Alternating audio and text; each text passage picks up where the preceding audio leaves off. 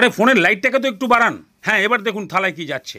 একবার এইভাবে বানিয়ে দেখুন, মনে হবে সব জিবের মধ্যেই 5G কানেকশন পাচ্ছে। আসুন তাহলে দেখাই এর মধ্যে কোন কোন সূত্র যাবে। এই সূত্রতে ফেলতে পারলেই দুবেলা মিলিয়ে 2-in-1 টেস্ট পাবে। তাহলে প্রথমেই 200 গ্রাম কাবলি ছোলা আগের দিন রাত্রে নাইট ড্রেস পড়ার আগেই ভিজিয়ে দিন। সকালেই একদম গোলগাপ্পা হয়ে যাবে। প্রেসার কুকারে ফেলুন, সামান্য একটু নুন দিন, 3খানা সিটি মেরে রেখে দিন। তাহলে কাবলি ভেতরে ডবলি বাজাক, আপনি ততক্ষণ এই গোটা মশলাগুলোকে হালকা ভেজে ফেলুন। যখনই এর মধ্যে একটা ভাজা ভাজা ভালো সেন্ট পাবেন, তখন নামান, ঠান্ডা করুন আর গুঁড়ো করে ফেলুন।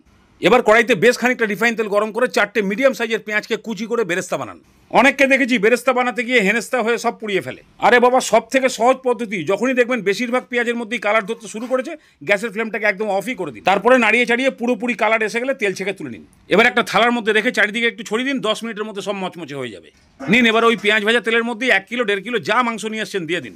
2 মিনিট হাই ফ্লেমে একটু ওথল পোথল করুন, মাংসের কালার সাদা হয়ে যাবে। তারপরে সামান্য নুন ওপরে ছড়িয়ে দিয়ে হাই ফ্লেমেই 7-8 মিনিট ভালো করে ভাজুন। প্রচুর পরিমাণে জল বেরোবে। লেগ পিস থেকে মাংসগুলো একটু ছেড়ে ছেড়ে আসলেই তেল ছেঁকে তুলে নিন। এবার ওই তেলের মধ্যে প্রথমেই 1 চামচ রসুন বাটা দিয়ে দিন। এটাকে খুব ভালো করে ভাজুন। তারপরেই 3টে মিডিয়াম সাইজের টমেটো বাটা দিয়ে এটাকেও ভালো করে ভাজুন। টমেটো যখনই একটু দানা দানা ভাব হয়ে আসবে, আদা কাঁচা লঙ্কা বাটা দিয়ে ভাজুন। এই সময়তেই অল্প অল্প করে এলাচ, লবঙ্গ, গোলমরিচ আর তেজপাতা দিয়ে সব একসঙ্গে ভাজুন। 2-3 মিনিট হাই ফ্লেমে নাড়াচাড়া করলেই সব ভাজা হয়ে যাবে। এবার পরিমাণ মতো নুন আর 100 গ্রাম টক দই দিয়ে ভালো করে কষান। মাঝখানে একটু পেঁয়াজের বেরেস্তাটাকে হাত দিয়েই গুঁড়ো করে রাখুন। দইটা কষিয়ে যখন তেল বেরিয়ে আসবে, তখন এই পেঁয়াজ বেরেস্তাটা দিয়ে দিন। এবার এর মধ্যে সেই ভাজা মাংস, সেদ্ধ কাবলি ছোলা আর ওই ভাজা মশলাটা দিয়ে মিডিয়াম ফ্লেমে 7-8 মিনিট কষান। 7-8 মিনিট খুব ভালো করে কষালেই মশলার ফ্লেভারটা পুরো কাবলি ছোলা মাংসতে পুরোপুরি ঢুকে যাবে। তারপরেই খানিকটা গরম জল ঢেলে দিন মাংসটা খালি সেদ্ধ হওয়ার জন্য। এবার মাংস, জল, মশলা ফসলা সব ভালো করে মিশিয়ে দিন।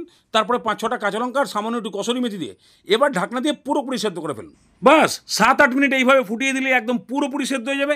Item complete. এবারের মধ্যে 2-in-1 টেস্ট পেতে গেলে রাত্রে রুটি পরোটার সঙ্গে খাওয়ার জন্য খানিকটা তুলে দিন। আর বাদবাকিটার মধ্যে বিরিয়ানির রাইস তৈরি করে দিয়ে তার উপরে বিরিয়ানি মশলা, ঘি, কেওড়া জল, আতর এগুলোকে দিয়ে ঢাকনা দিয়ে 1/2 ঘন্টা দমে রাখলেই কাবলি চিকেন বিরিয়ানি হয়ে গেল। তাহলেই দুপুরে বিরিয়ানি আর রাত্রে রুটি, বাস ছুটির দিনে বানিয়ে দেখুন, একদম জম্পেশ ছুটি।